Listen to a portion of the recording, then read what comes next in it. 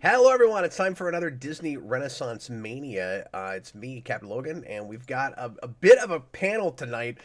Once again, it's my son, Freddie, who joined us for the last one. Hi, Hello. Freddie. I'm letting Freddie stay up way too late on a weeknight, but look, it's spring break. He's off this week. He can sleep a bunch tomorrow. Is this the latest you've ever stayed up, Freddie? Nope. I stayed up all night once. I just could not go to sleep. Oh, well, I mean that happened. You did not on purpose, though. Oh, Not on purpose. Not on You weren't purpose. you weren't like eating cookies and playing Switch. No, no. Although I did do that at one point in my life. Not the eat cookies part, but Are you gonna tell me when it was? when I was like 8 years old. Oh wow, really? Just nobody knew. You just gotta play video games. Yep. You're in big trouble, Mister. Hey, look, it's Robert Wild. hello. Hi, Robert.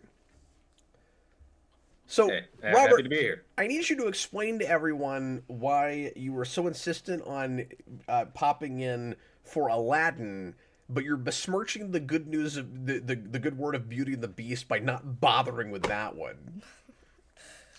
No, Beauty and the Beast is great. I don't know, I had stuff to do. He's like, look, I had better things He was to do. eating Okay? cookies and playing Switch, god damn it. Let him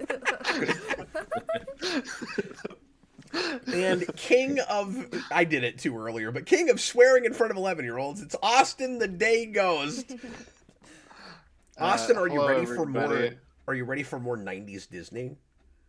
I am. I'm locked in.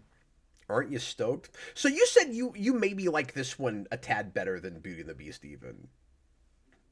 Yeah, I mean, I had to think about it. Like, it wasn't like readily like, oh yeah, that's better than Beauty and the Beast. But I think I like this more. I don't know.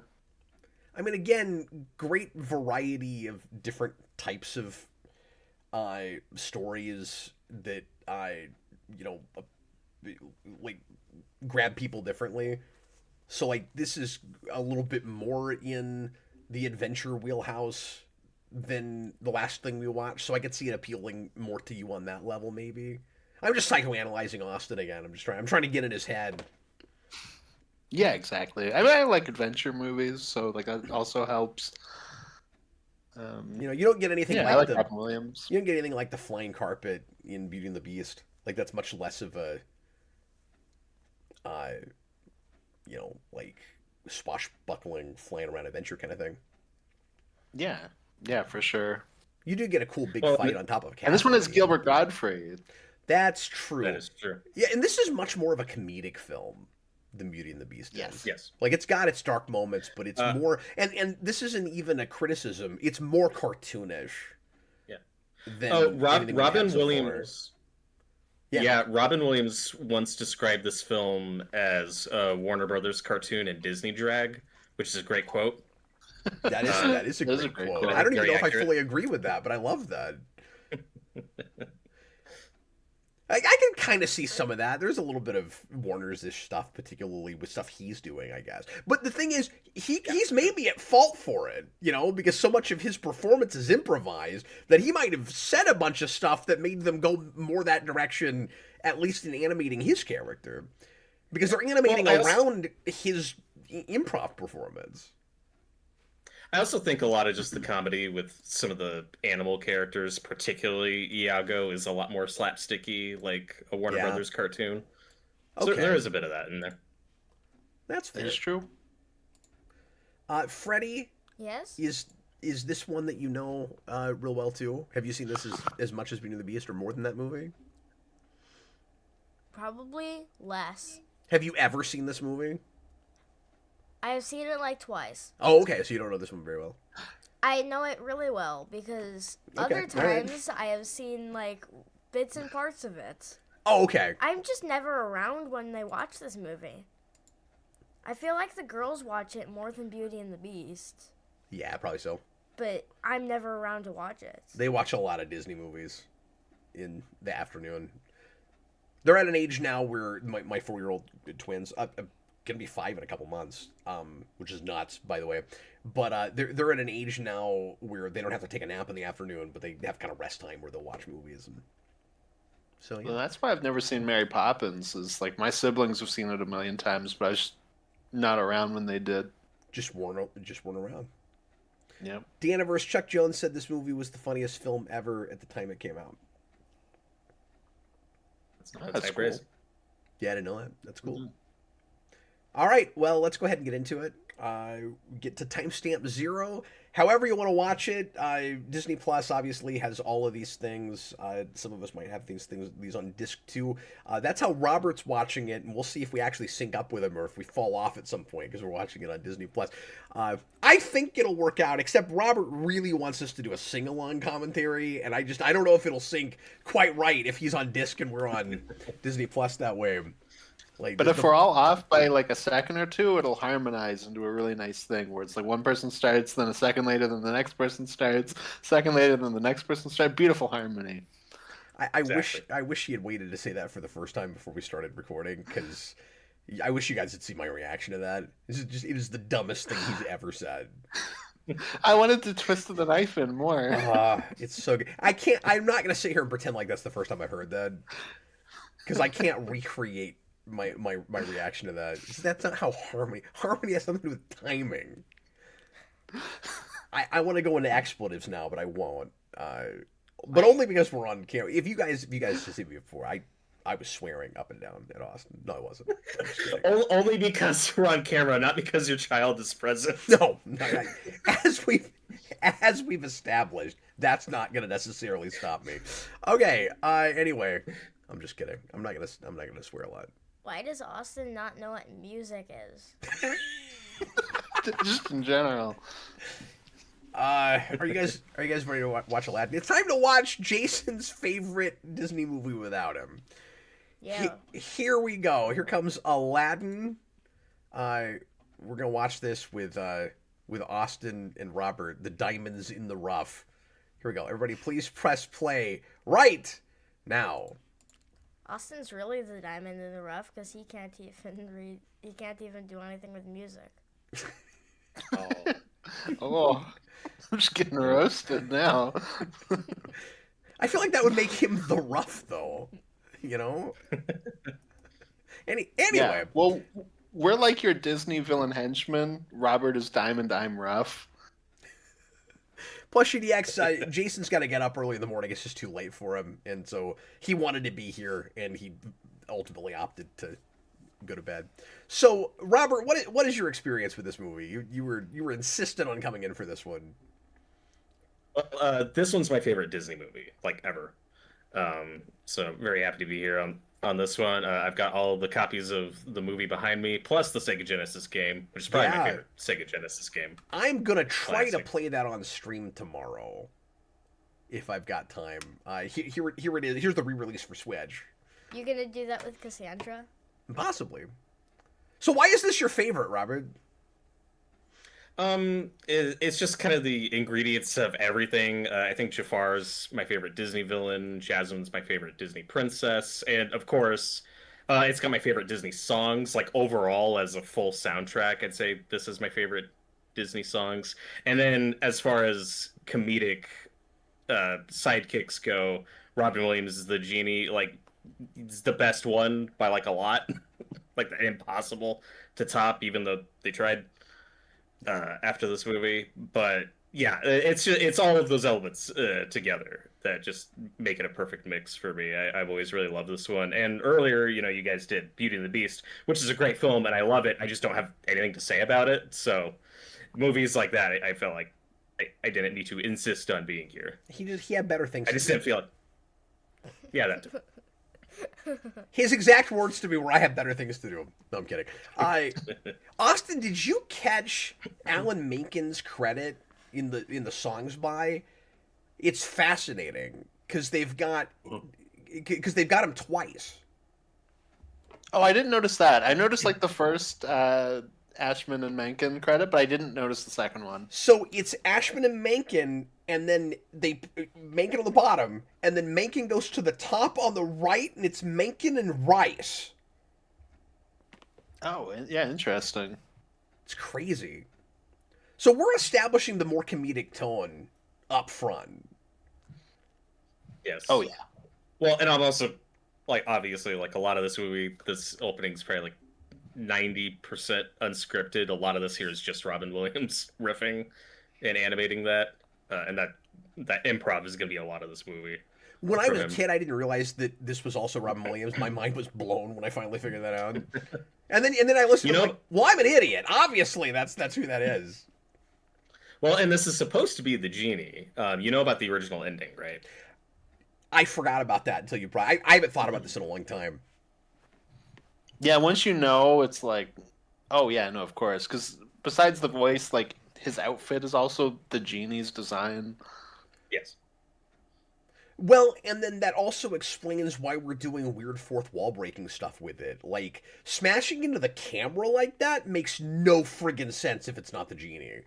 Because like only and that's why he works. That's why the pop culture references work. That's why you can get away Yes. with doing modern day lingo and references of any kind. Because I hate that typically in period movies where they've got to throw that kind of stuff in. You can do cute nods to things here and there, and have like fun stand-ins for things. But when you just straight up start referencing real things, it doesn't work. And it works with the genie because he's cosmically aware. Yes. And so, yeah, that guy has to be the genie. So, why didn't they bookend it right and make that clear by the end? So the original ending was a bookend for the Arabian Nights song, like it's a reprisal of that, and then you see him turn into the genie. I guess they just changed it and went with what they got, just because it's funnier and quicker. And also, what we get in the actual movie is a brief reprisal of A Whole New World with Aladdin and Jasmine. So I think the thinking was more just, that probably works better than going back to Arabian Nights, and then they do the made you look gag. That's more classic Disney, certainly, and like going back to the love song, and that's more of the like main through that I can see why they'd want to leave you with. Austin, there's the CG that you were talking about. Yeah. And the Cave of Wonders looks like the king from Conquer. And it's beautiful. When I was a kid, I always wished they made like a Cave of Wonders playset. I would have loved Oh, that'd be that. awesome. I think they did. I don't know. If they did, I wish I had it. I think And it's also just I don't know if the it was Dr. any Claw good. voice. I think there was Yes. something like that. Sorry, what, Austin? I said it's also just Frank Welker doing his Dr. Claw voice. I didn't even which realize is that. which is Soundwave before it's like tuned. He was credited in the last movie too. Oh yeah, he's in like every animated thing ever because he's always just I don't know what every voices animal. he did Yes, specifically because for Beauty and the he's Beast. also but Abu at this. He's probably the dog stool. He probably is. He's probably the horse. Yeah, probably is. To your point, Robert, but I love that you brought up the Cave of Wonders as a playset because I think this is the most toyetic of these. And when I was a kid, and like there's cool stuff you could do for a lot of these. Beauty and the Beast, you have a big castle, and the Beast makes a great action figure. There's all kinds of stuff you can do for all of these. But this movie in particular, just all the sets, and then you've got cool like costume stuff you could do, and you've got the like the two pieces of jewelry that come together to like make the Cave of Wonders come out. But yeah, when I was a kid, I had the same thing you did. Where like I really wanted play sets from this movie. Yeah, all I really had besides the game were just like Happy Meal toys, that kind of stuff. Austin, we've got a bread motif happening here, man. 3 movies in a Yep. row, and we got baguettes, and then in the last movie, and now we're back to the like full like 12-inch loaf, and he's stealing that. If we get eggs, we will have 3 films in a row of eggs too. Wow, good call.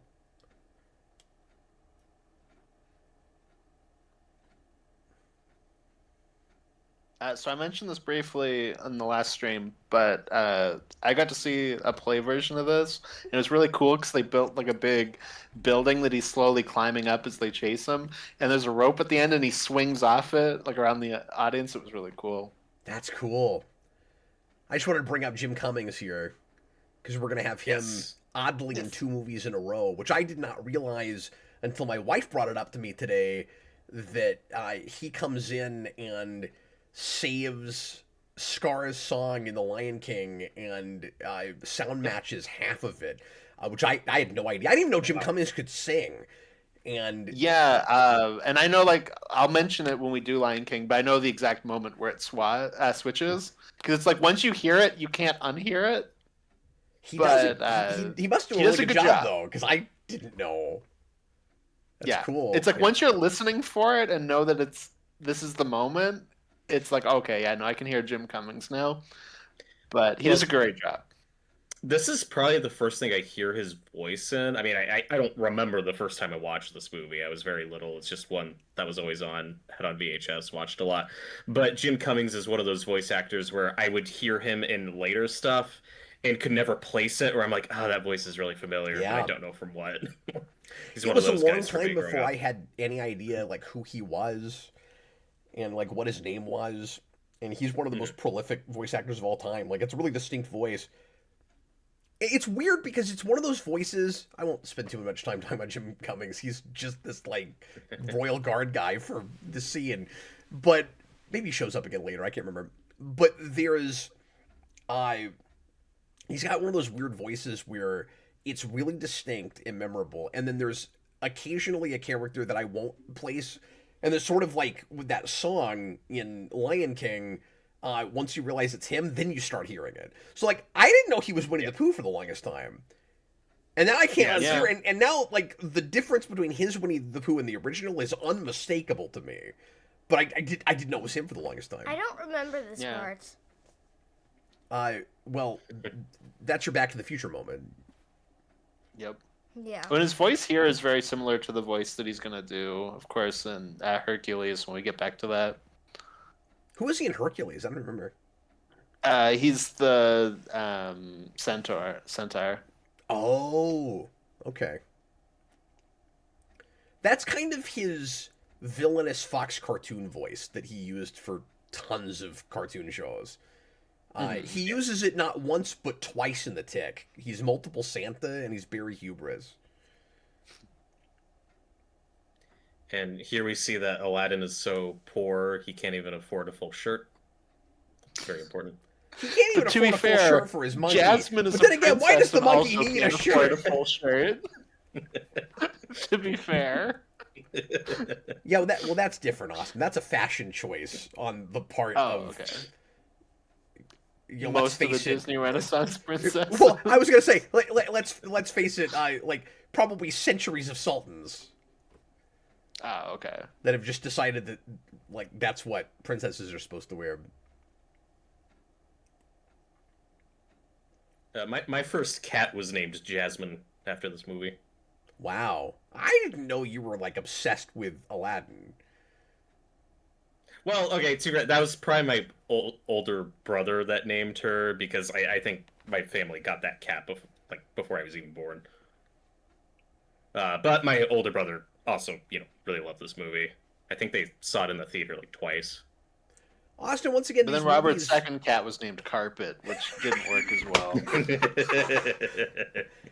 Once again, these movies not afraid of real violence when it's appropriate. That stupid idiot prince like actually pulls out a whip and almost whips that child.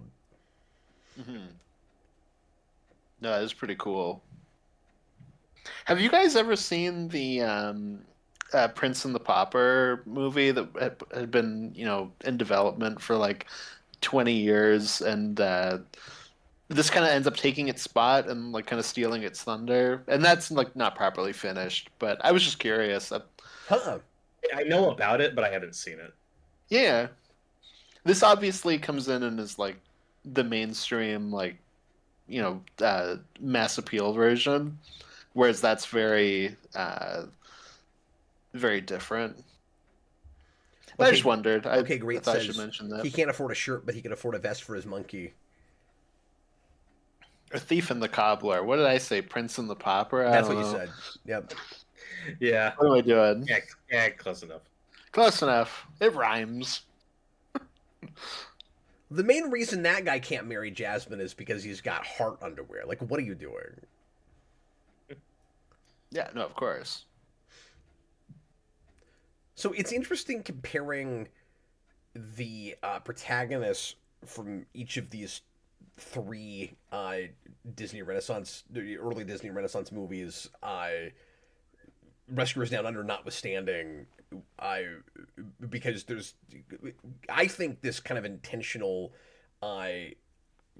like variety going on where we're being careful not to tell the exact same story over and over again, but there's obviously a lot of similarities in like uh sometimes where characters come from and sometimes but always in their not being happy with their current lot in life and wanting and having the kind of grass is always greener thing. Sometimes it's they live in opulence and they want to know how the other half lives, and sometimes it's they're the other half and they want it and they want the opulence, right? And so Little Mermaid, you got the classic Disney princess who wants to be independent and like go off and see what the world is really like. And then Beauty and the Beast, it's the opposite, but still female and still will sort of be a princess by the end, and we will always call a Disney princess, but doesn't remotely start there. Where she's like somewhere like in between the Little Mermaid, in between Ariel and Aladdin in this, where like she's not destitute like he is, but she's not rich either, and it's not really like I want to go be rich.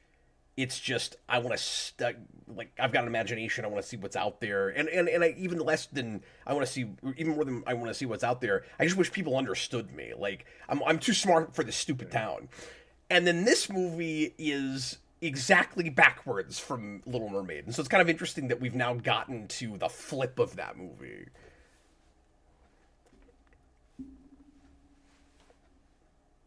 That's the analysis I wanted to do about that. I agree.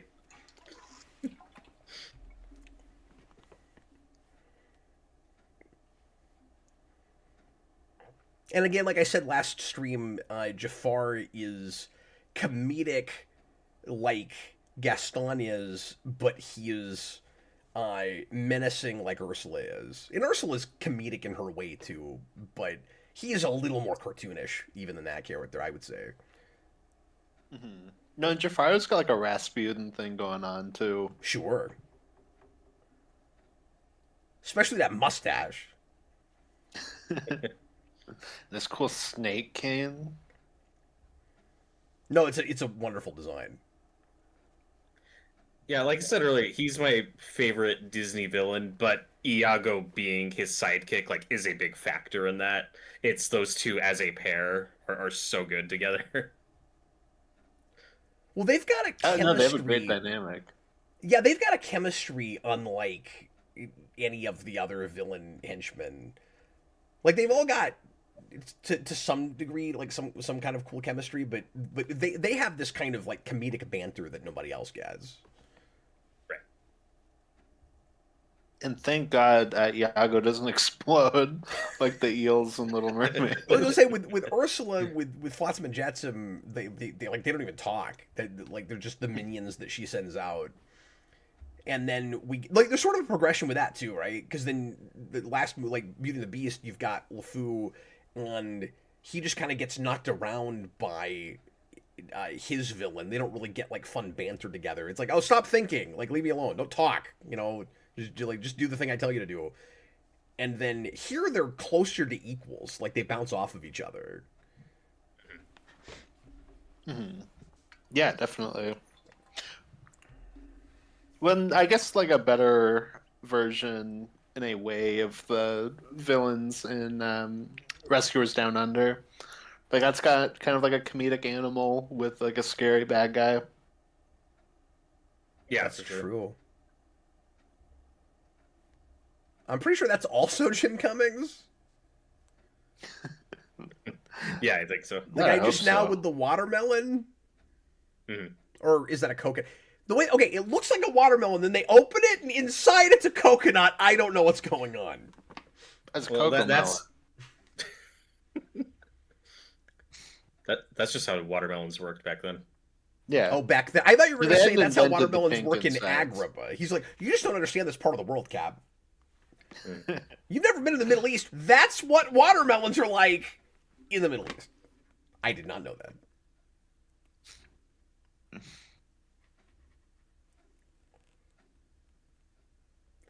Well, I don't know how anybody doesn't immediately look at her and know that's the princess, but okay. Well, nobody has Facebook yet. They don't know what she looks like. Exactly. And then Gaston shows up. He's like, look, it's the most beautiful girl in town. I'm going to marry her. And then she's like, leave me alone, I'm the princess. And then she sticks her tiger on him.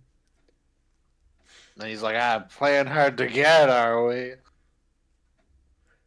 Well, and unlike Belle, Jasmine isn't the sharpest bulb in the drawer. Like she runs away and doesn't even bring money. She did not think this through.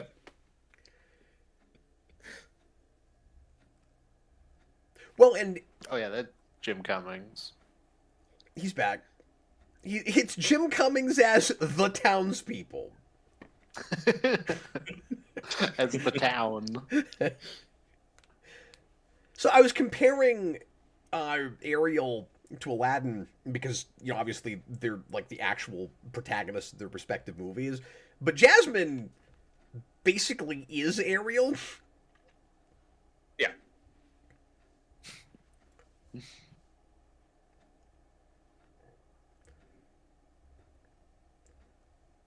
We just missed her. You know, I Want More song. Yeah, if only she had a song later on where like everything stopped, and then she sang like with her great righteous anger, and then the movie started again in 20 seconds. I think that would have added a lot. Like she could have sang a part of your world. That's essentially what she's wanting right now.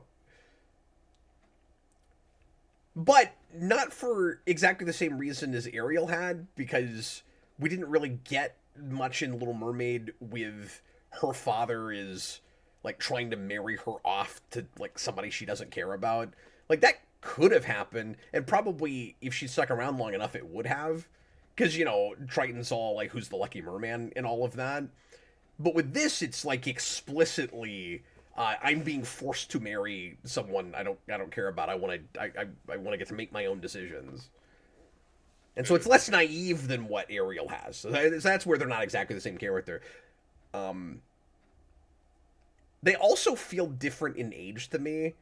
And, like, it's a little bit odd because Ariel, like, goes off and marries a prince in that movie. So, like, I don't know what age she's supposed to be.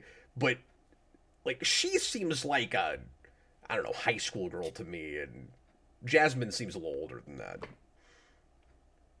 It's funny, Roboto's just said that he thinks she's supposed to be like 15, 16. So she might also be a teenager. And I can see that, just characterization-wise. Like, one does feel... Well, okay, I was going to say one feels more mature than the other one, but then she didn't even bring money with her, like Robert said. So, I don't know, maybe not. Well, she doesn't seem to understand that, like, money is important, 'cause she just takes that apple and is like, what? Well, she takes it for granted. She's never had to pay for anything. That's probably what they're getting at. She doesn't understand capitalism. And like you guys were talking about on the first commentary, we are thinking about the relationship stuff when we're making this movie. Like there is effort put into actually showing these characters talking to each other and getting along, and not just doing the love at first sight thing. And Absolutely. I think this movie balances all that stuff really well. It does handle that better. Now, to be fair, to Austin's point with Little Mermaid, they're also in slightly different genres because that is much more of a fairy tale than this is. Yeah.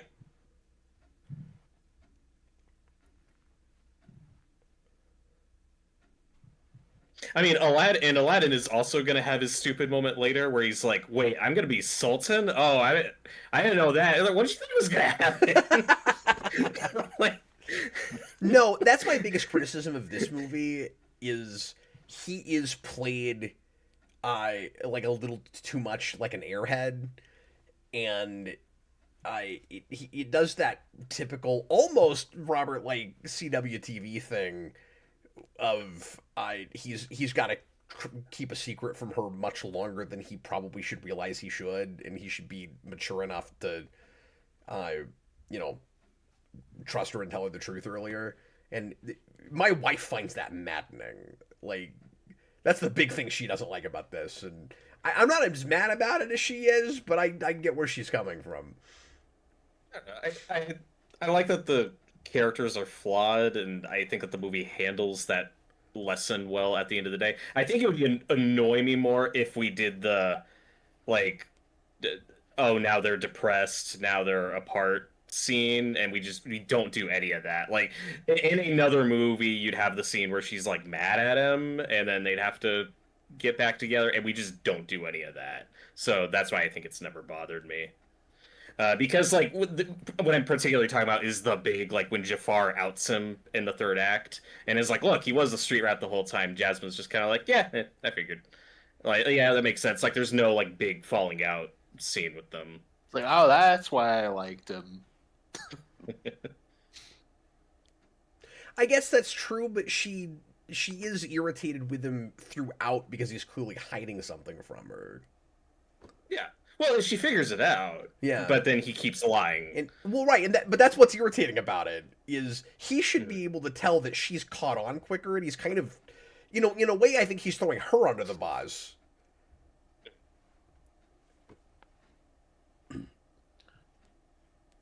It's a tricky kind of thing because you're trying to teach a simple lesson to kids, and so I get that. It's like within a like hour and a half long movie, if he learns that too early, it's like where else is there to go? So like I get that, Yeah. But it does read a little stretched to me because I think it kind of is. And that's always been my wife's point. I think she's right about it. Like I said, I'm just not as upset about it as she is, but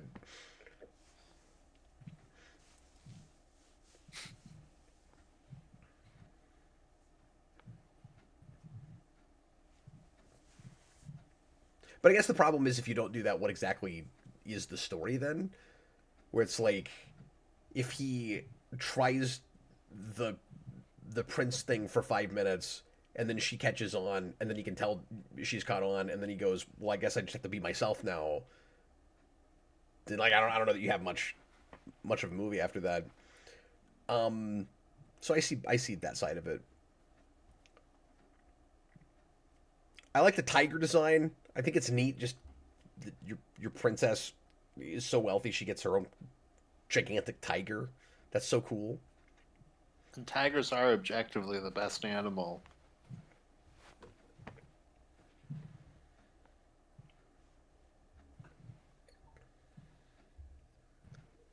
And then you get to scenes like this where he's in prison, and my brain goes, I hate that level in the Sega game. I was playing that today, but I didn't get that far in it. I haven't played it in a really long time, so I thought I would refresh myself a little bit before I tried to play it on camera. But I didn't ever own it. I mean, I have it now, but when I was a kid, I didn't own it, and so I just rented it a couple times. So I don't think I ever played through more than 4 or 5 levels of it. I don't know that I got to the end. But I don't remember. I may have. I also think I probably played both it and the Super Nintendo game, and I couldn't tell you which one I got farther in. I just don't remember. Okay.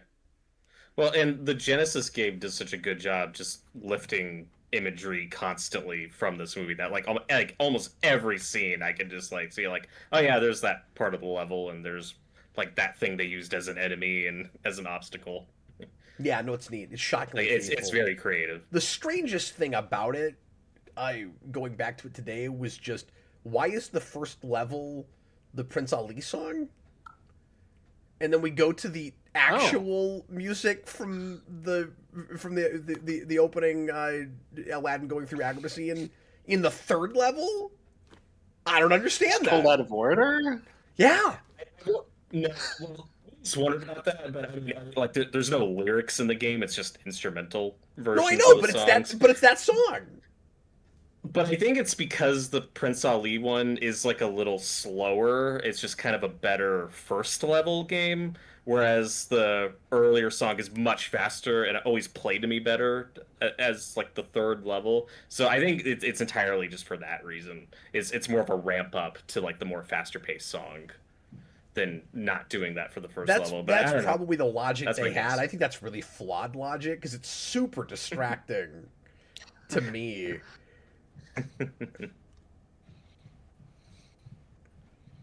And Jafar does the Snow White witch thing. Yes. That's true. I don't know why he chooses to be Cogliostro of all people, but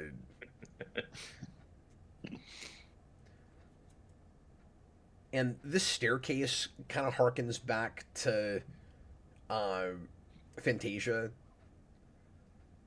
We were talking about that Oh, movie sure. earlier. Yeah. And that reminds me of the brooms going up the weird stairs to nowhere that looks like you could fall off of either side.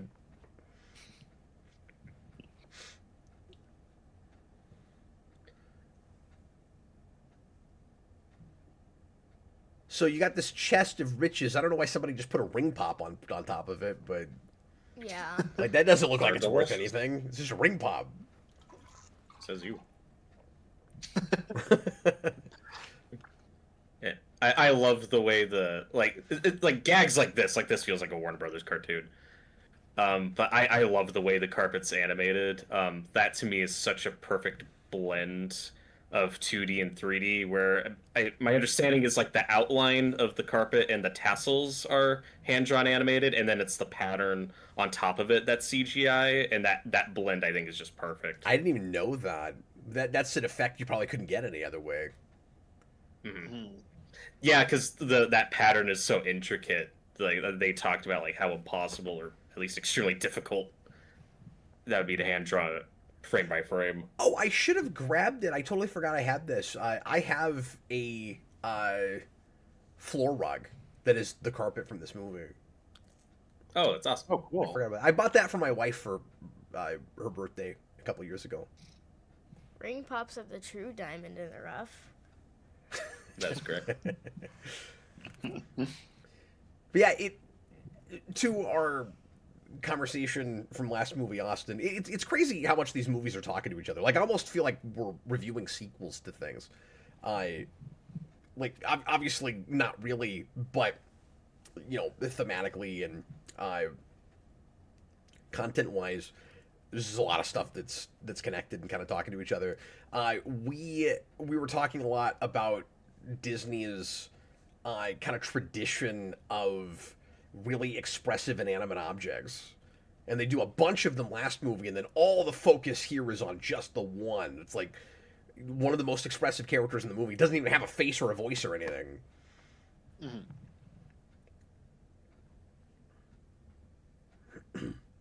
Oh no, he's got No, the that's Indiana so Jones. This is going back to Indiana Jones really hard. Yeah, no, Oh, this yeah. is very Indiana Jones. We have a mat of the magic carpet in the house I, somewhere. I mentioned that, but you're so into the movie you didn't even hear me it's say awesome. it. I know, No, but you're it's just good, because you're I good. haven't watched it in so long. Well, that's all right. No, I've been having a bit of that too, where I'm like, oh, it's been forever since I've seen this. I was gonna say you've been kind of quiet so far. Yeah, I think it's just that. Like, it's like, oh, it's been a while. I'm just enjoying watching this. I've also always loved just how goofy Aladdin's voice is. Like he sounds like Keanu Reeves in a couple places. Like Abu, no. Caleb, no. Whoa, you are a genie? Bogus. You know who else the cave kind of sounds like? Surf's up, dude. Like What's the cave voice. It also reminds me of Malbolgia in the Spawn movie. Isn't, Because it's isn't Frank that Welker? also? I think it's Frank Welker doing It the might same voice. be Welker. I never thought to look that up. Like who is voicing that? I bet that's why it sounds like that. No, I think that's And also for Frank now- Welker doing his Dr. Claw voice. Before there's any production on it. Exactly. It's Yeah. great. God, this still looks good. Yeah. Yeah, this scene's awesome. I mean, you can see the separation of elements, Yeah. but it still just feels kind of stylistic and it works. We're like there's a lack of detail and it feels like kind of early rendering that's not quite done by today's standards. But mixing it with all the hand drawn stuff, like somehow makes it not feel too dated. It only looks dated because like I've seen where we've come from that. I think, if that makes sense. But like the lava in front of the 3D cave stuff doesn't look like they're actually in the same space together.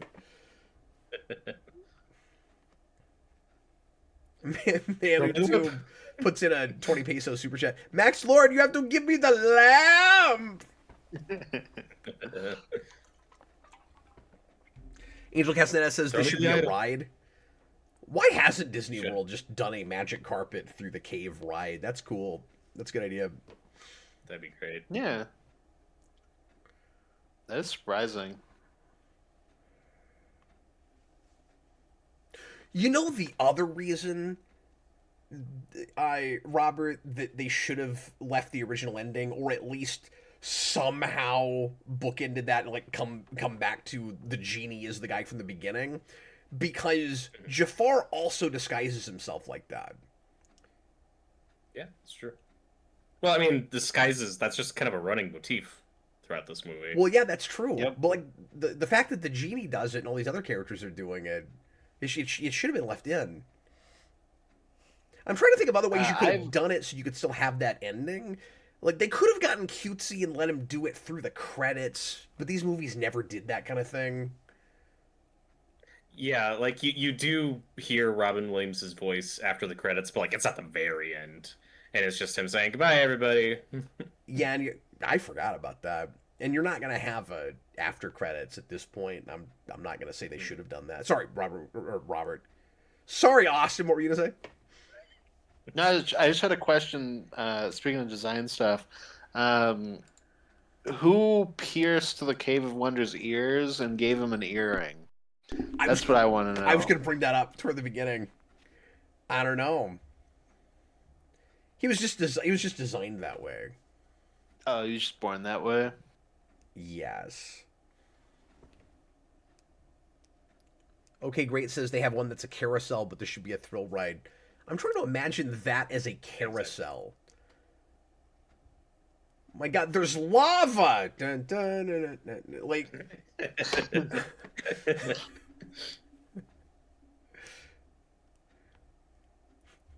And then, like, once again, like the Genesis game, the song is wrong.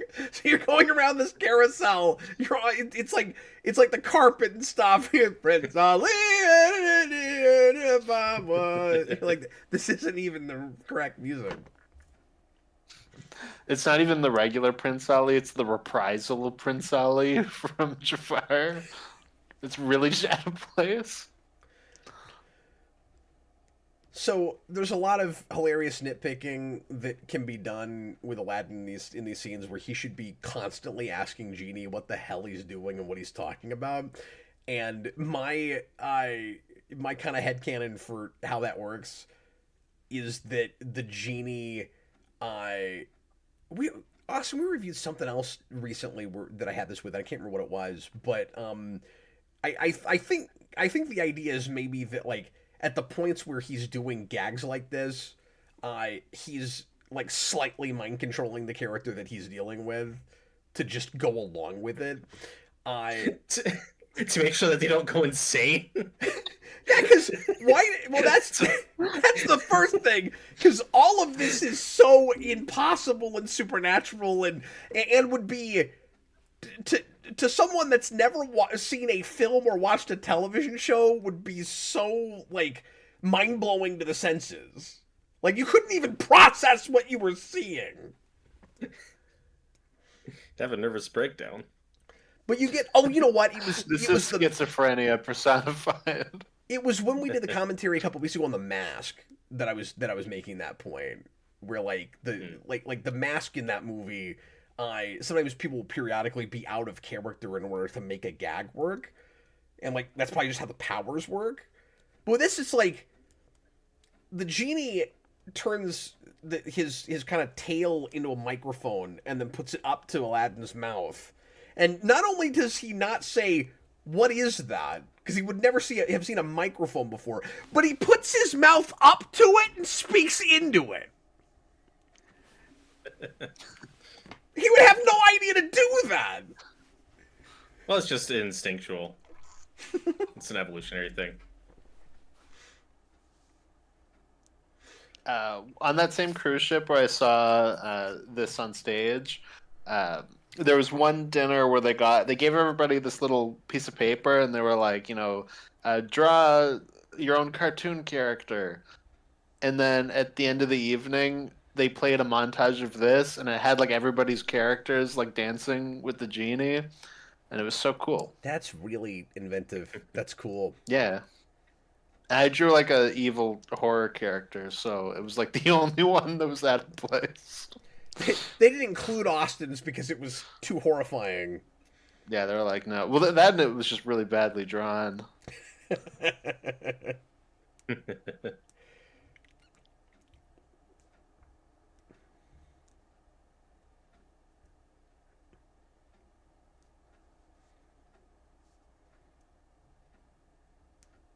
Now, I will say, as much as I love the songs in this movie, I love listening to them. But as a kid, like, I can never remember or tell like what exactly most of the lyrics were because they're so fast paced. Yeah, and I'm already really bad at memorizing lyrics, like in general. But this is one where it's like, yeah, I love listening to them, but they're so quick that I could never grasp most of the lyrics. Little kid rapper was like, Exactly. mood to help you, dude. Like once it slows down for a Exactly. second. One of those.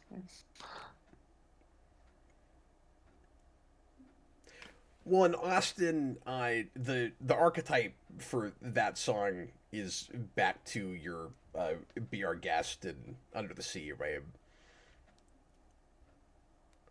Yeah, yeah, definitely. I mean, yeah, that's your big 11 o'clock number.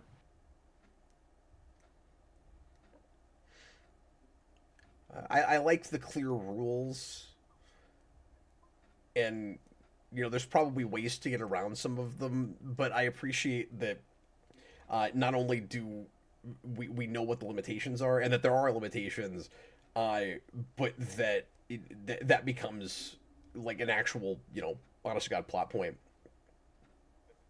I also like that the dead one isn't really a rule. It's just you would rather not. Yeah, that's true.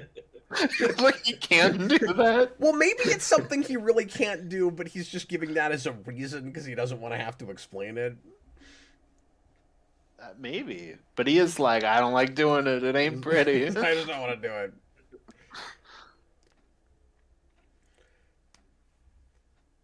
I've also always appreciated the size differential. That he can just get gigantic and shrink himself down and.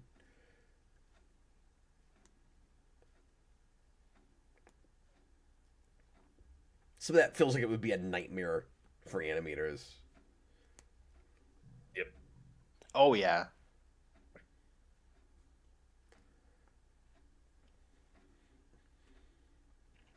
Yeah, they just pissed Robin Williams off so that he wouldn't come back for the sequel. This palace looks like it was built around gigantic bowling pins.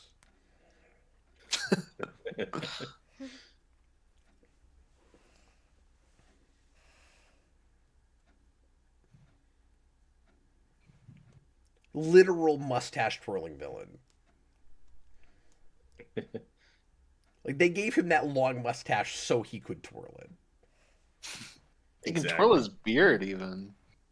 Why I meant I should have said beard. He's a beard twirling villain. Yes, exactly. Also, Gilbert Godfrey is so good. Like when he has to impersonate Jasmine, he sounds just like her. It's amazing. You were gonna say that. That horrified me. It's very impressive. I don't know why that's a power he has. That's because he's a parrot. Yeah. Yeah, exactly. Well, most people don't know that this is a put-on voice. The Jasmine voice he just did actually sounds closer to his real voice. Something else I was going to say about the genie is so much of Robin Williams' performance is improvised that I don't think the lyricists get enough credit for writing to that in the songs, because obviously the songs can't be improvised. That's all going to be written. It all matches really well, and it's the same like brand of comedy, and like maybe Robin Williams helped with some of the lyric writing. I don't know, but it all sounds like stuff he could come up with. It's like that's pretty They could have impressive. maybe brought him in while they were working that stuff out. I wonder about that. Maybe. Because it's absolutely wild the way the script came together. Oh yeah. He just said Mr. Doubting Mustafa, and the very next movie is going to have a character named Mufasa. I just want to point that out. Well, this scene is when we start. You earlier were talking about pop culture references and like modern references. This is like one of the first meta Disney movies where we start like literally referencing Disney stuff, like when he turns into Pinocchio and a couple other characters. That was and like wild at the time. yeah, and it's used so sparingly that I think it gets away with it. And like there's a novelty to it here that we've since lost. Yeah, Oh my God, I just had. you could say that the first Disney movie that does that is actually Roger Rabbit, which is just a couple years before this. But Sure. there, we're gonna say Austin. No, I was gonna say I just had the worst first thought, and now I hate myself for it. But because you said that, and I was like, oh yeah, I guess this opened the floodgates, and then in the next movie, Timon and Pumbaa have to distract the hyenas, and Timon sings "Be Your Guest," and then I realized, wait a minute, that's in the remake. Oh no! Does that happen? Does it really? I'm like, why I was forgot that? about that. Yeah, I'm like, why was that the first thing that came to my mind? I did a blind commentary on that with you, but I don't remember that. I think it was you and DJ. I don't think I was there. Oh, for you that. weren't there for that? That was me and D. Okay, it's been too long. That was not a pleasant experience, though. No, I think I suggested it, but I think it was you guys that did it. When do the playing cards disappear? How long do the playing cards stay on the ground? Guy, didn't you pay attention? There's only 3 rules, okay? 3 rules, 3 wishes. It's very simple. You can't pay attention enough to not say, I want to fall in love. Seriously. They're more guidelines. He could make somebody fall in love, but it gets real nasty. he just doesn't. He doesn't. He doesn't really want to do it. I wish the sequel was Jafar shows up and he's like, "There's this even more evil person I really want to bring back to life." Mm-hmm. Yeah. That was 2 movies ago. He just threw Sebastian across the screen. And we did like a little. Yeah. No, it's great. Yeah. Well, and then we also get like references to Greece, and then we go to China later. That always made me wonder, like, wait, were Mulan and Hercules in development yet? Like, was that deliberate or just happy accident? I don't know. But like when I was a kid, I didn't know what came out first. Oh, sure. Or after, so I wasn't. Yeah. I'm gonna thinking assume that happy yet. accident, particularly Mulan. That's so far off. That's probably not a gleam in their eye at that point. Now I realize some of these things were like in production or talked about for a long time. Yeah. So it's possible, but That's why I asked. that strikes me as a premise that probably comes later, and they're probably not monkeying around with it. I don't know. Maybe they were. He turned the monkey into Christine for a second. Seriously though, how do these characters not get sensory overload and start to question the nature of reality at this point?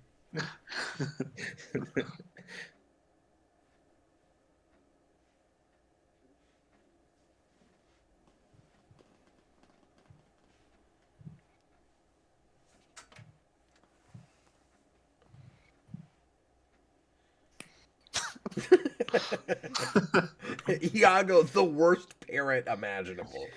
The problem. Your daughter! Daughter. He's like, I'm going to be a parody of parents, and I don't like crackers, and it's like a monkey that doesn't like bananas. Is there a reason why he has to act like an idiot when he's around the Sultan? I mean, it's funny. Yeah, no, that's a good point. It's almost like they've overthought this, where Jafar and Iago are worried that if Iago speaks in complete sentences, he'll realize Jafar is a supervillain. He's actually after my my castle and my kingdom because he's got a bird that's too smart. I mean, the Sultan is on the intellectual level almost of the mayor from Powerpuff Girls. I don't think Iago has anything to worry about. But you're so old. That's so funny. Like that's what snaps him out of it. I mean, I like I like that he's at least thinking a little bit about what his daughter might like. You know, he's like, Yeah. he's like, I need her to marry like real royalty, but even I'm freaked out and grossed out by that.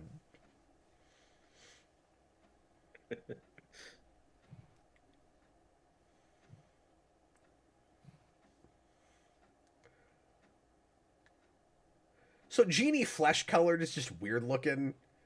And I don't even know what the point of it is because, again, I think he can just make everybody fine with whatever insanity he's doing. I think he can come in here and be blue and it would not be a problem. Like, why does he need to be disguised right now?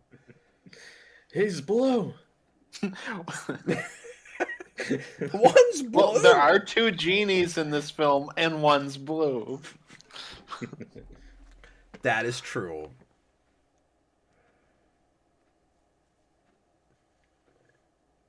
Well, they sort of did that in the crappy live-action remake, except he was Will Smith a lot more often than he was the Blue Genie. It looked very strange.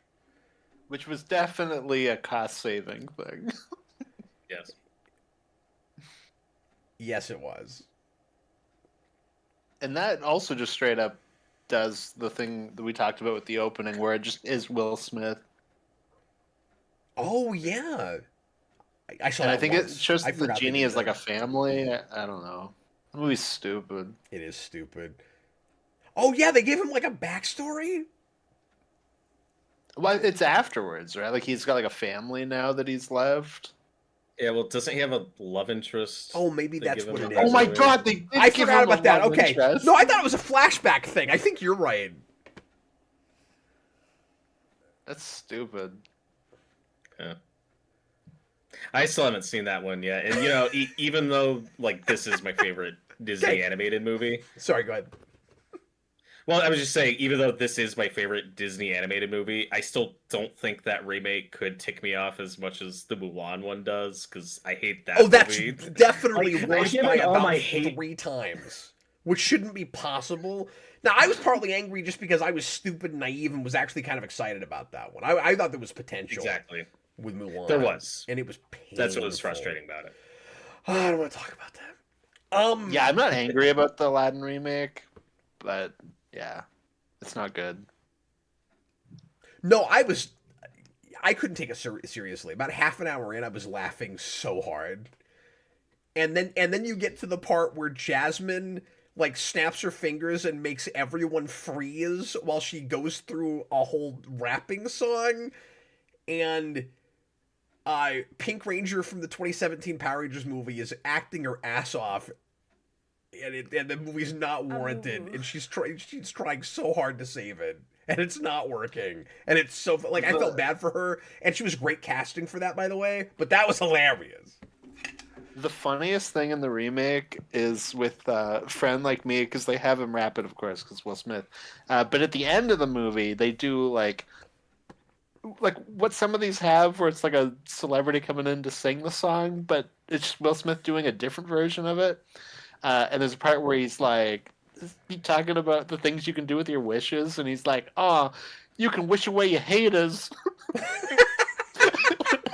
like, why? There was a part in the Prince Ali song that I never caught before. I've seen this 157 times. I never caught this before, where they're singing. He's got slaves, servants, and flunkies, and then the next line is a lot more people going, "So proud to work for him." And I don't know why that hit me sideways. That was really funny. Was Aladdin the first Disney character that owns slaves? Like, first Disney protagonist, I mean, not villain. Maybe so, but in his defense, I don't think they're real people. No, they're not. Yeah. But it's just funny, like, you know, we did establish you as slaves. But yeah, they're not real people. I do like the idea that easily offended people might go too far with this movie and be like, "Boycott Aladdin! Nobody should watch this. He's got slaves, Servants and flunkies. he does in flunkies. He's got flunkies. Nobody should watch this movie."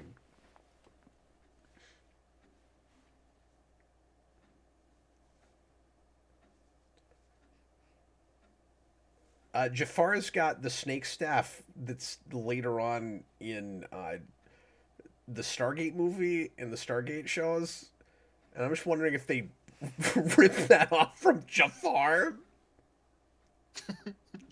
Because it's really similar. Like, that's what the Gua'uld all carry. They got these big staffs, and they shoot lasers out of them.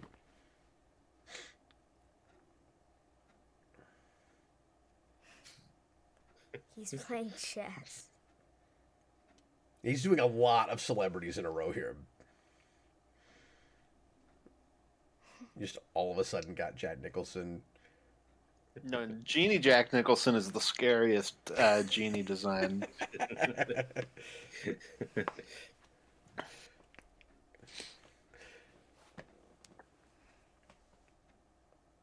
Well, only Robin Williams could have gotten a Rodney Dangerfield reference into a classic animated Disney movie, and it still feel as timeless as it does.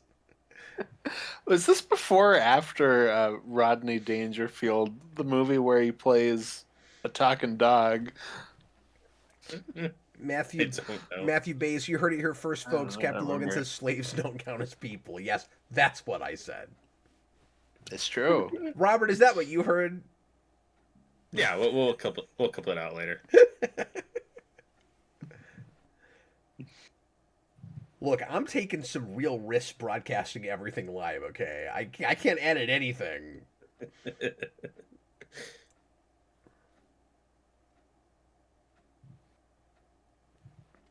Was before Rover Dangerfield. Okay. Cool.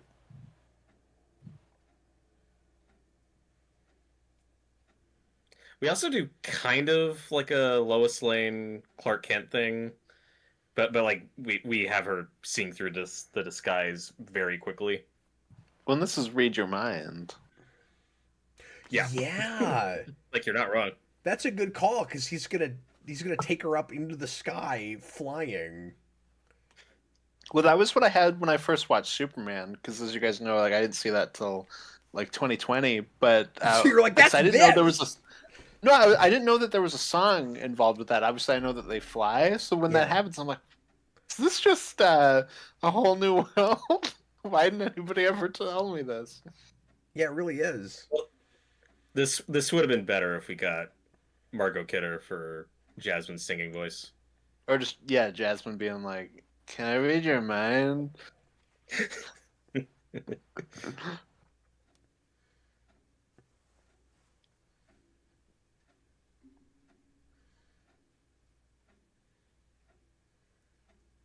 But yeah, so like, again, I don't mean to harp on this too much, but like, I get why they feel like they need to stretch this character arc so that he's not learning everything midway through the movie.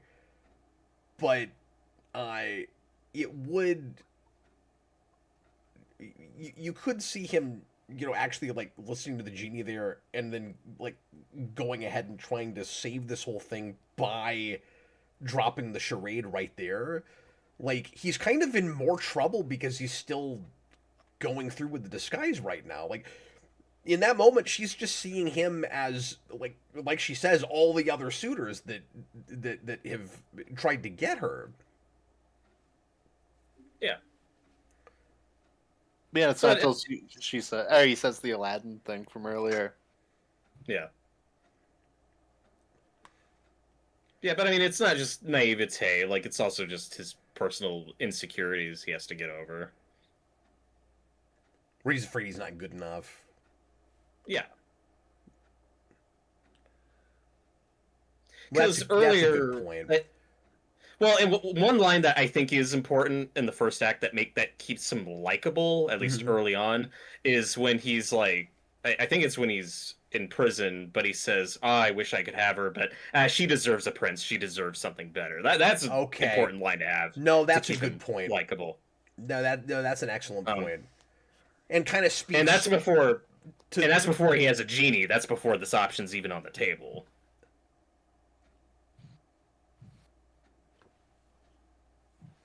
Sorry, what were you saying? No, you're good. No, I was just thinking through what you said. I think that's a really excellent point, and I kind of forgot about that line. I don't know if you can grab Cloud. Yeah, it's kind of Yeah, you in the can. water. Okay, can you? Yeah. Can you grab Cloud? No. Should we go to 30,000 feet and try it? Grabbing Clouds at 30,000 feet, Austin. Yeah, exactly. There's When we do being just tickled mist. at 20,000 feet, we can grab the clouds. That would completely break this movie, but I would love it if they just flew past a plane and a William Shatner cameo. Well, no, it's Genie There's a pretending carpet to on be the William wing of the Shatner. plane. All you have to do Yeah, is, there you go. is this Genie looking like Shatner, and then looking out at Aladdin like he's a gremlin. He's like, ah! That's how you do it. Perfect. That'd be Also- Even beautiful. people that have seen that episode would not immediately understand what was happening. Also, that part when they're in when they're in Egypt and they do that gag with the Sphinx with the nose falling off, like Katzenberg will then like reuse that joke for Prince of Egypt, and it's really strange. Oh. Yeah, they do the same. They do the same gag with the nose falling off the statue. But I love Prince of Egypt. That's also one of my favorite animated movies. I always forget that they stop and have this conversation in Japan. And it's interesting that I thought it was China. or maybe it's China. I'm sorry, you're right. It would be China. It's late. No, I'm I forgot stupid. that too. But it's no, of course, because I was about to say Mulan. Obviously, it's China, but that's a few years after this. But it's interesting that you're already getting that aesthetic for a second. That's what I meant That was the earlier. point I was trying to make. So, Yeah. Ariel had to be told that life is better down where it's wetter. The rescuers go down under. Jasmine is like a shooting star. She's come so far.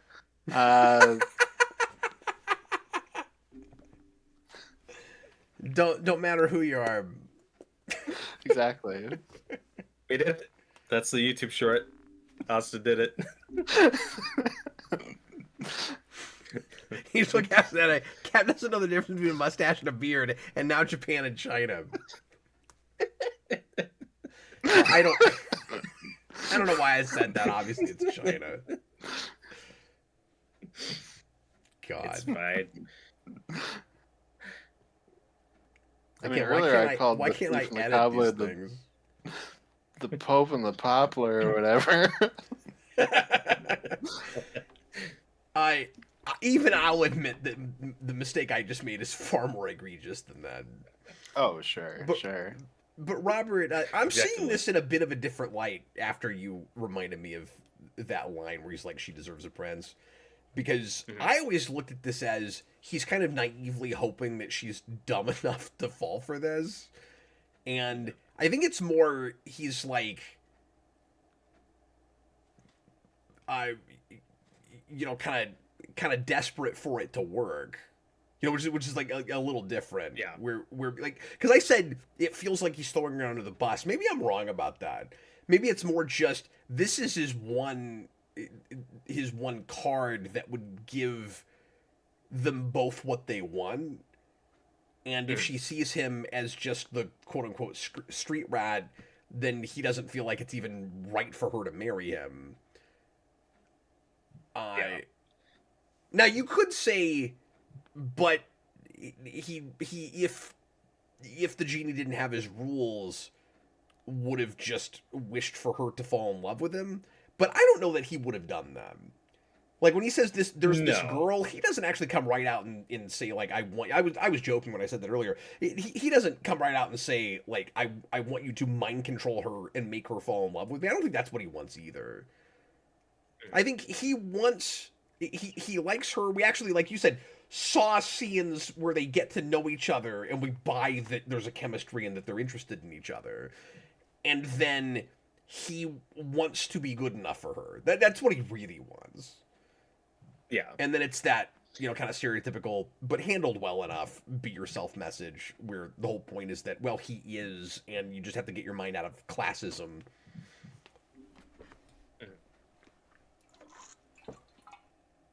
Yeah, exactly. And like I said, I like that we don't make her look dumb. Like I like that she sees through the disguise immediately, but instead of telling the truth, he just changes the lie where he's like, "Okay, I am the guy you saw, but I was also just blending in, pretending I'm also Prince." So it's like he still hasn't learned the lesson yet. He's just changing the lie just to accommodate that. Well, it's not Pinocchio. The lesson isn't just don't tell lies. Right. Yeah, it's the be yourself message. And the lesson isn't even just, I mean, like, be yourself is sad, that's in there, but, like, it isn't even just don't pretend to be things you're not. It's that just because you're poor and you didn't get the same great lot in life that somebody else did doesn't mean that you're not worth anything. And so there's a little bit of a mental health message here, too. It's an I insecurity forgot about thing. that hell line. That's great.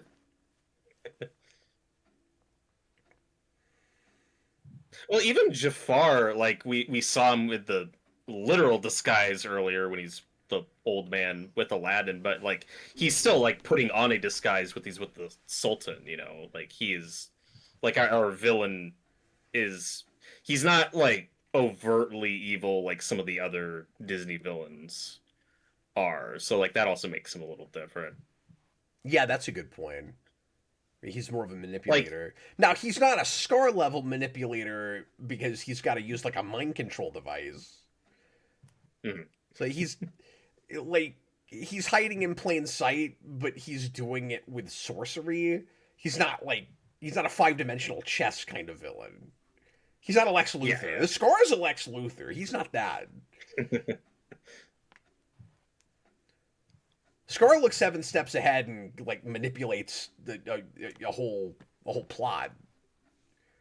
Mm-hmm. I mean, it's not the most complicated plot, but like he does orchestrate a conspiracy, and doesn't even need magic. And then, ironically, No, but, there's no magic until the king he kills is in the sky, and then there's magic, kind of. Sorry, what, Austin? Then once he becomes, well, I was gonna say, and then there's also magic in that once he becomes king, there's just no rain anymore until he dies. I know, I've never understood that. It's great for atmosphere. It makes no sense. Did you notice? I've never caught this before, you guys. Am I looking at this too hard? I probably am, but they come into this room and it's like Jafar has his own like little pathetic cave of wonders.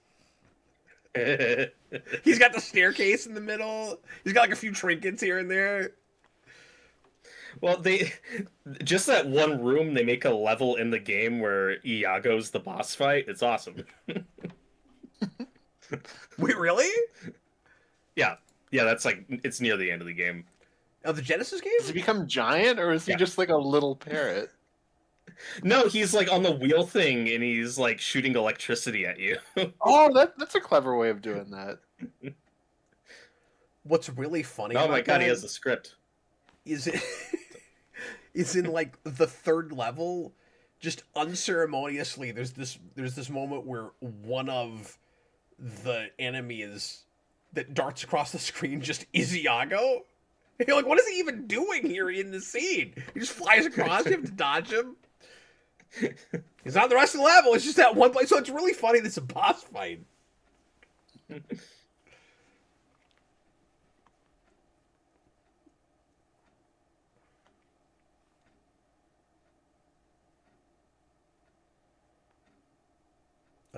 Aladdin, she knows already.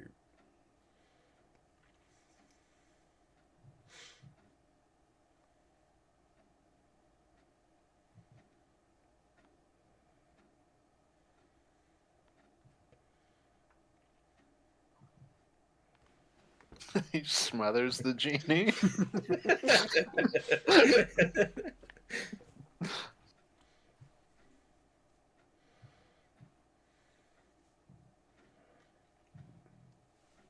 And now you'll always be an elephant. That's an animation error I always noticed, that when the carpet goes past the window, it just disappears. Because you can see through the window, but the carpet's gone. Like, it makes no sense. That's really funny. Discussing topics. The genie already knows how it ends. He has the script.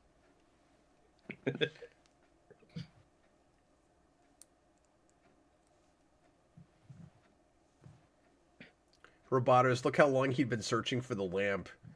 Jafar is consumed with having what he thinks is power, and all it does is shackle him more and more. Yep, that's right. Why is that the first place you check? No, that's a really great point, because that's the way it pays off at the end when he winds up in the lamp. Is like it's real poetic irony, obviously, where like he gets what he wants and not the way that he wants it. I'm sorry, what was that? You haven't said anything like an hour. Yeah,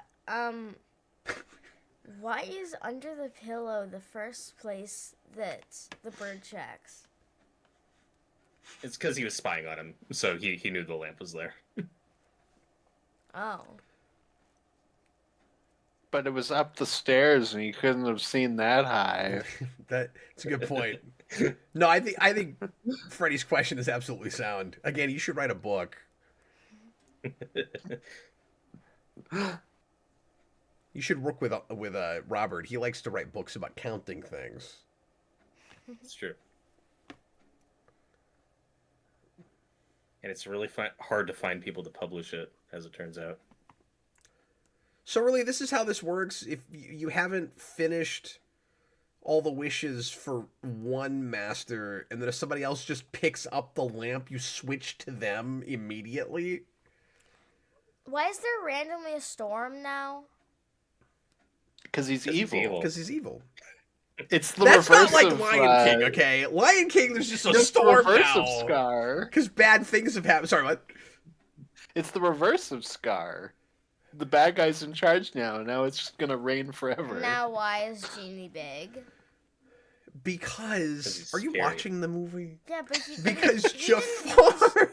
He didn't wish. Because Jafar is evil. He didn't wish for the castle to just be picked up and put it on the mountain. It was implied. Yeah, it's implied by being Sultan. I love Jafar's white outfit look. Yeah. Yeah. It's great. That's the one I I, want also an know action figure for him. Mm-hmm. It's great. I also know that Jafar was supposed to have a song here, I think, and they just really struggled with it. Went through several different songs, and then just gave up. We're like, nah.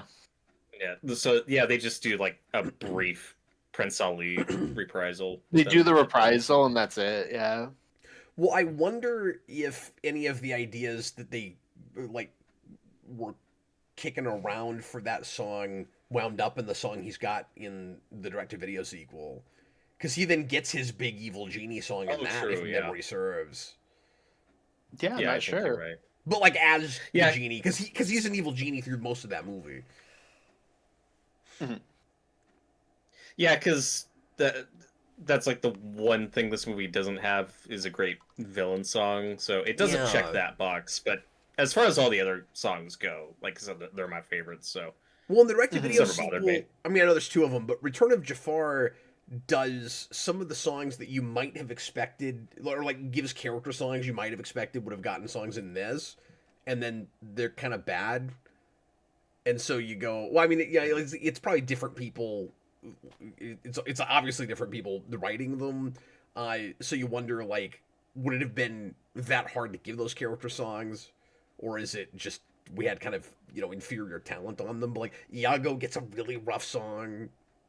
And they don't even let Gilbert Godfrey sing it. A sound Oh. alike. Is that right? It's heartbreaking. Oh, that's Yeah, it's lame. heartbreaking. I didn't know that.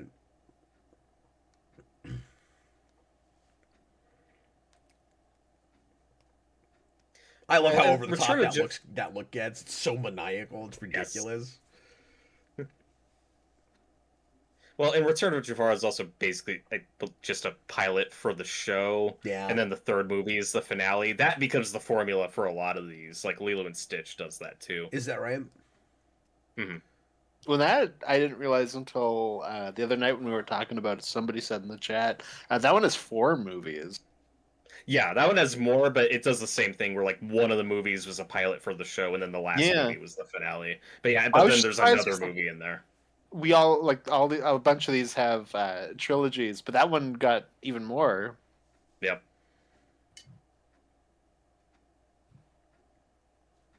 Well, and thankfully it's not in the movie, but in the marketing for that, He should it's have hypothermia by now. He's not They even should. wearing a shirt. But like we were talking earlier about like the Pinocchio reference and like the meta Disney jokes. Like when you get to Lilo and Stitch, like so much of the marketing is like other Disney characers. Oh. Like that's the That was the poster. big campaign for that. Yeah. But thankfully, like that's I not know it. in the movie.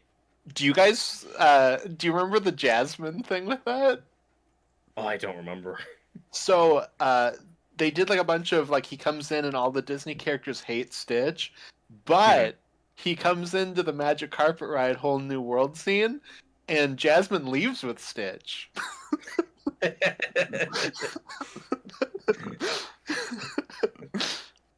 That's awesome. This disturbed me as a child.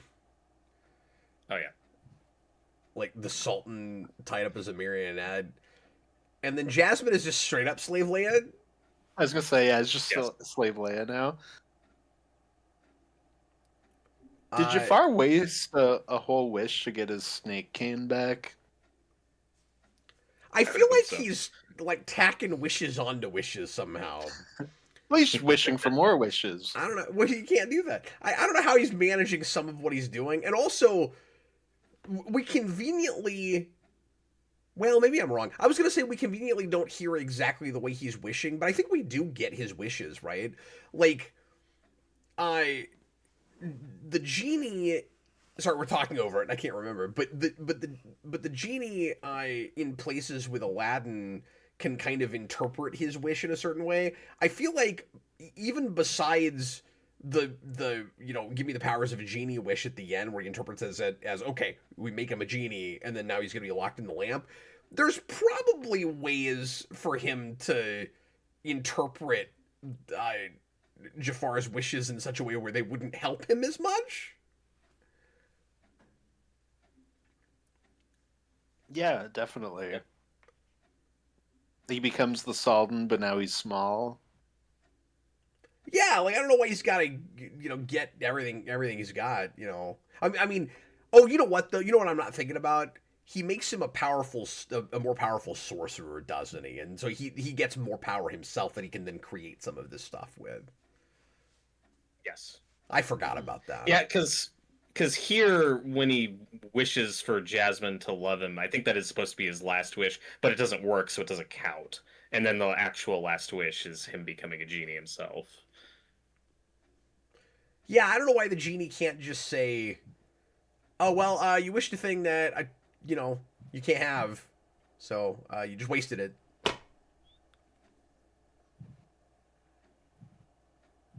But no. I Austin, I wanted to bring this up a couple scenes ago, but another thing that is, I think, very Fantasia is the look of the sad, gigantic genie when he lifts the castle. Oh yeah. Yeah, Because that no looks good call. a lot like the giant gargoyle in the last sequence. No good call.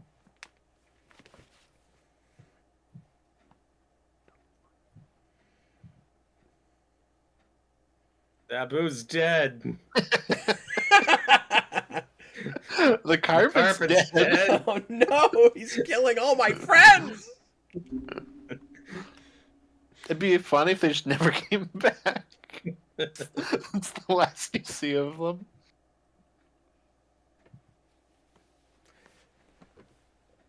Yeah, Lucas Green, sometimes it takes me a minute to talk stuff out, and then I catch up.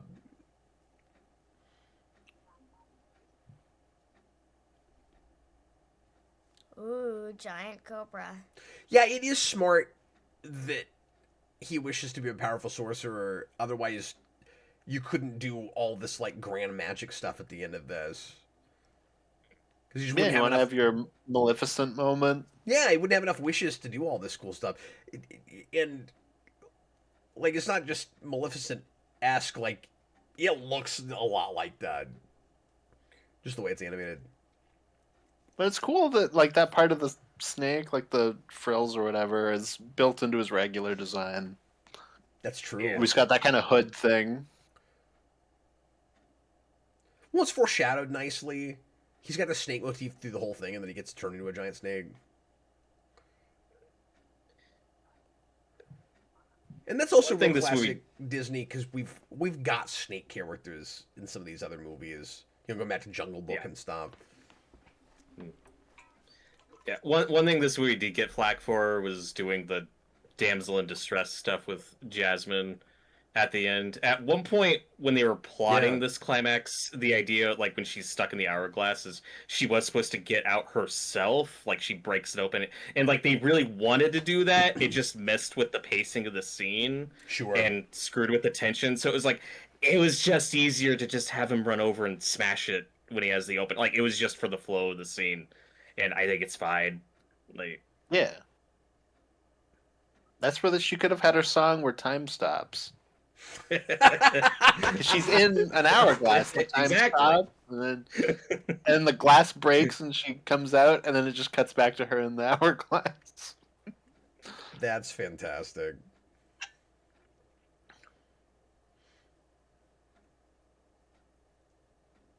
unlimited power.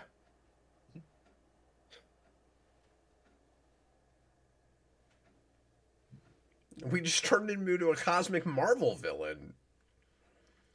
Look at him, he's a Jim Starlin character now. Why? When he like throws Aladdin in the tower, it reminded me of what Doctor Doom does to the Marvel heroes in Secret Wars. So I Oh, was thinking sure. Marvel earlier with as well.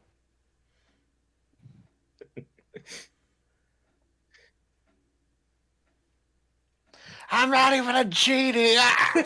How did I wind up in this lamp? How's it even possible that I'm in this lamp? He should be dead. I love how he just or has he to just go because if slams he into didn't the go, lamp he would and just rub flies the off lamp. of it. Sorry, what, Austin? I said I love that Iago just has to also be sucked in because if he wasn't, he would just rub the lamp and free him. That's true. So yeah, the- he has to go too.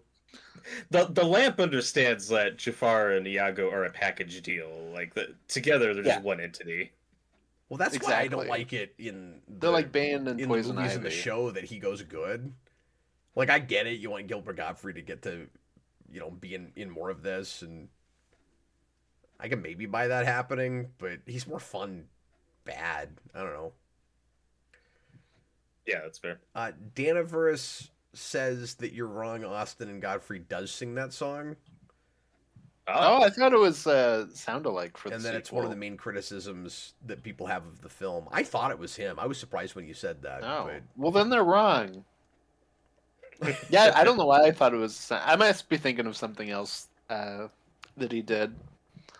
Roboto's also this movie cheats like crazy with the wishes from Aladdin freebies to genies saving Aladdin's life and loses the lamp. Technically, Aladdin should not have a third wish to set him free. Well, I always just assumed that when the genie goes back to Aladdin, that it's just picking up where they left off.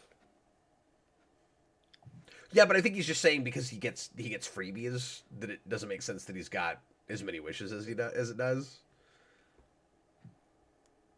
I think that's what he's saying. Yeah, we gotta cheat a little bit. Yeah. I guess he's saying because he loses the lamp, he shouldn't have a third wish to set him free. That's what I was kind of wondering about earlier with the rules. It's like, so you can be interrupted, like, who is the master of the lamp can be interrupted, and then if it goes back to that person, it just sets back to the number of wishes they had left after. Like, that does seem a little muddled. It could have reset back to 3. Why does he still have his powers if the lamp doesn't even work anymore? That is a good question.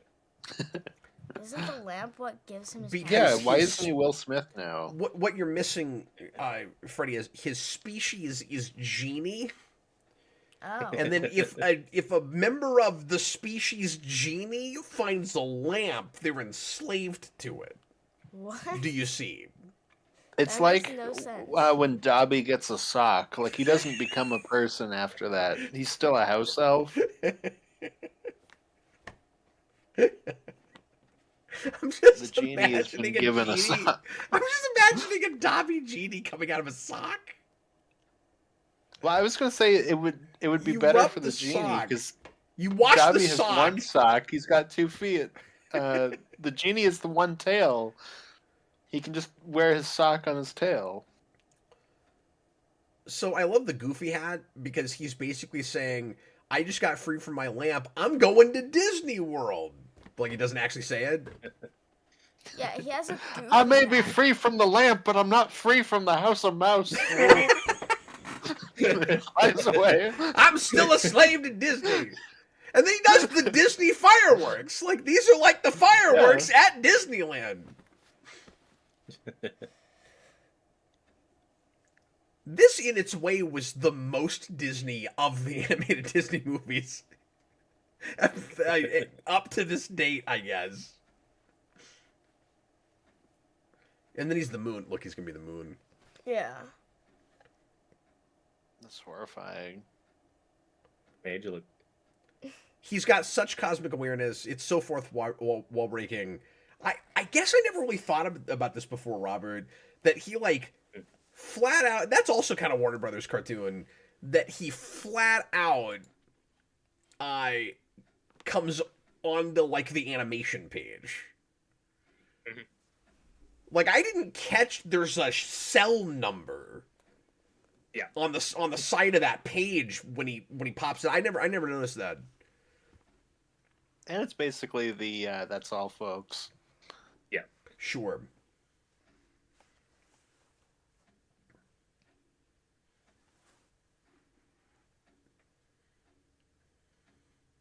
Oh, I forgot about this cover of A Whole New World.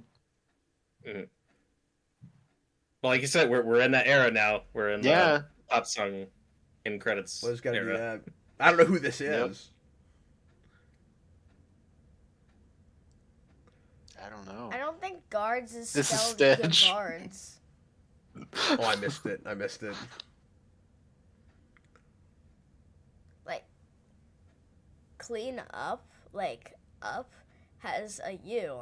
Right? But the Yeah. guards had, like, a V shape. This is just a weird font.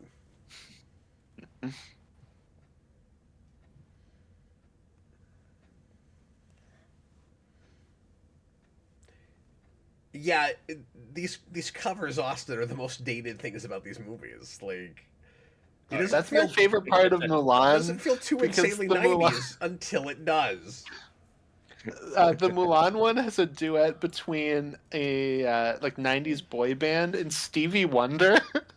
And it's Really? magical. Yeah, and it's so I can't wait for us to get to aggressively that. 90s. It makes me laugh every time. Daniverse, it's the same guy who sang Beauty and the Beast.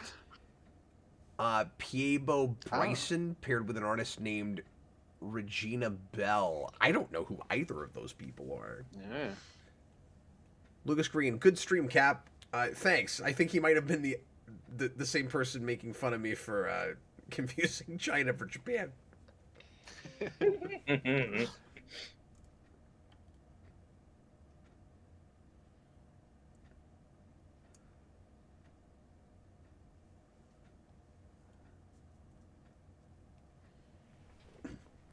Austin, maybe you've said this already, but Yeah. well, no, I know who it is. I was going to ask you who your like full on favorite villain of these movies is, but it's from Hercules, right? Sorry, I was looking at the chat for a second. I missed. What was the question? Sorry, what were my favorite Well, of the I heroes? started to ask you what your favorite villain was from these movies, but then it's Hades, right? Hades. Oh, Probably. oh, I might be wrong. I mean, there's so many good ones to choose from. Like that is a hard question. Yeah, I thought Scar was your favorite. Yeah, like I love Scar, Yeah. I love Jafar, I love Ursula, I love Hades. Like I don't. At a certain point, it kind of becomes hard to pick one. Which But one was which one was good enough to get a spin-off? Like not where there's still an actual Yes, villain, fun. okay? Like not where these stupid modern like pansy Disney movies where they've got to be like an anti-hero or actually the hero at the end. I'm feeling like this right now. This is how I'm feeling right now. I would say Hades 1000%. Yeah. Should get the spin-off. No, I want to see. Yeah, just him doing business stuff. That would be a great spin-off. But that would be a fun show too, because I would structure it as he's the protagonist, but he's still a villain. So like he still loses every episode, and that's the joke. Like I think that'd be great. Well, and he's A in a kid's weird version way. of It's Always Sunny in Philadelphia, but with aliens. Yeah, exactly. And in a weird way, he's more sympathetic than some of these other villains, where you can actually see a little bit of where Sure. he's coming from because he's kind of just stuck in his role. You know, like he didn't ask to be the ruler of hell. Like he was kind of just thrown into that. So like, yeah, he's He's a local businessman. technically bad and evil, I guess.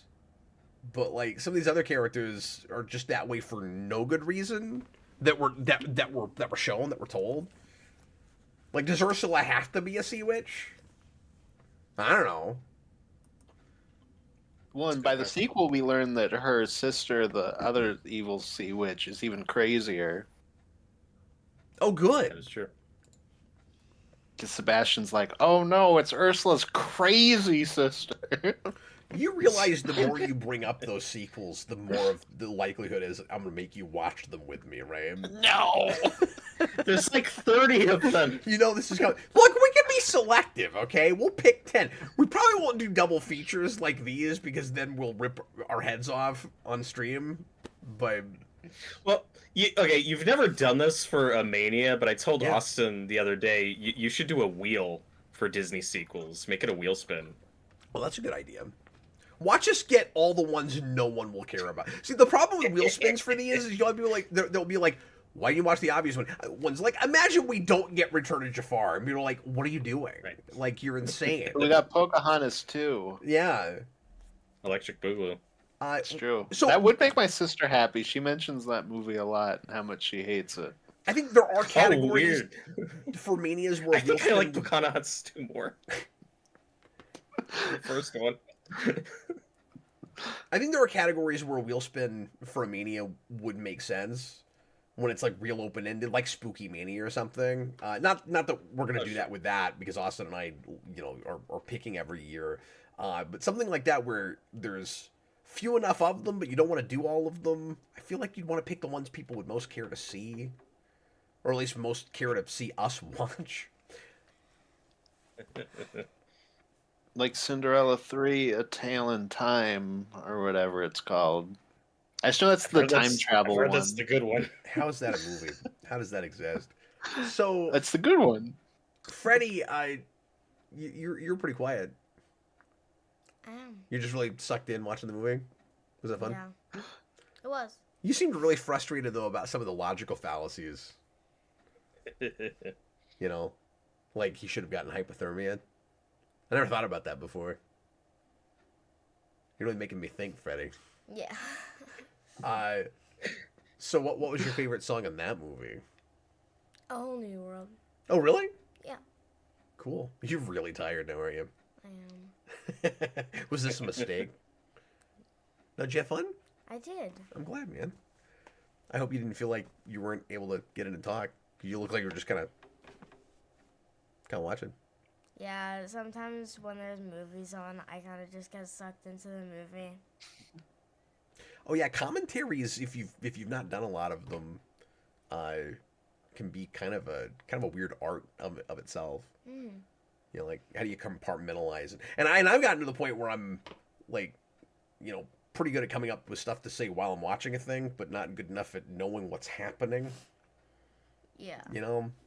You guys just always Or have which stuff Asian to say. I country just you're don't in. know what to say most of the time. That comes to you the more you do it too, and the more you learn about this stuff. Yeah. Well, what was your favorite plot thing? Plot thing? Yeah. Because you had a favorite plot thing with the last one.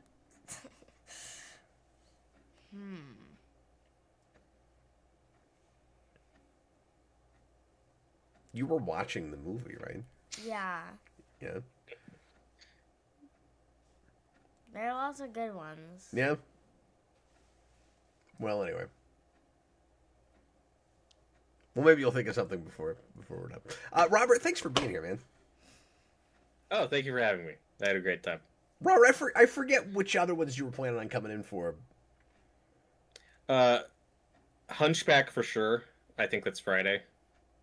I'm so glad we're gonna have more people for that yes. because I have nothing to say about that movie. So that'll be great. I have lots of stuff to say about that movie. So don't worry. Good. You can have the floor, man. I'll let you introduce the stream. You can be like, however, everyone, there's this Cap guy over here. Don't mind him. He doesn't even know the difference between China and Japan, okay?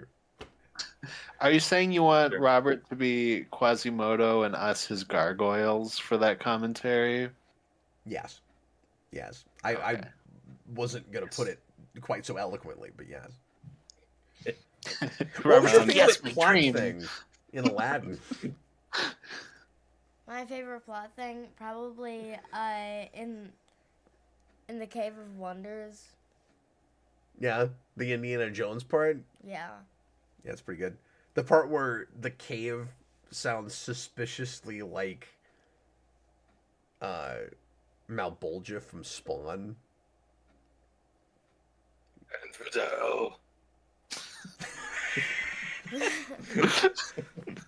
That's pretty good. Now, that wasn't the best impression of Malbolgia because I could see your mouth moving. You see.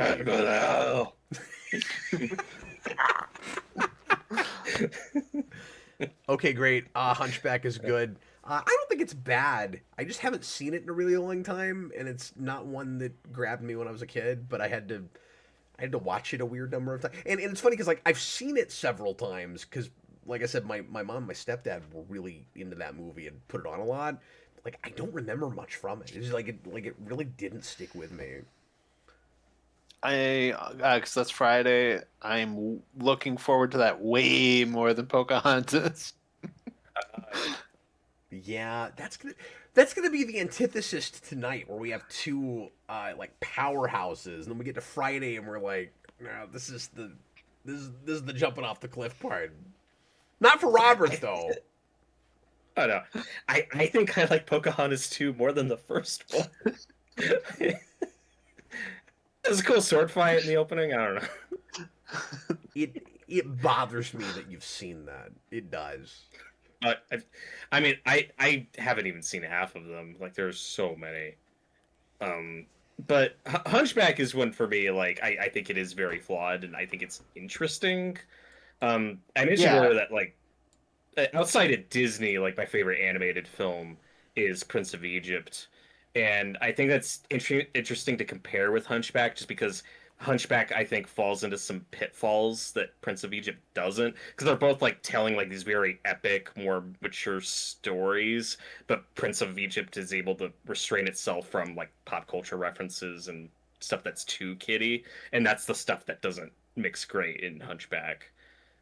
I had never And they seen came out that around the until same Austin time. and I had to do a request on it. I was really impressed with it. Prince of Egypt is the movie that all of those crappy like Christian houses should have been looking at. It's like the best Christian Yep. movie that's not a Christian movie. 1000%, yeah. Oh yeah. Well, anyway, we'll be back tomorrow night for Lion King, and I think Jason is going to join us for that one. So come hang out with us at 10 o'clock tomorrow night. We're just doing one tomorrow, and then we'll be back Friday with another twofer. And at least Robert's super excited about Hunchback. He's not going to bother with Pocahontas, though. He's got better things to do. Nope. That is true. Right before that show, right before we do the Hunchback show, he's got to go out there and find all the colors of the wind. What? That's the better thing Robert has to do. I get scared. I don't want to do Pocahontas. I like how Austin recoiled just at the name of the main song of that movie.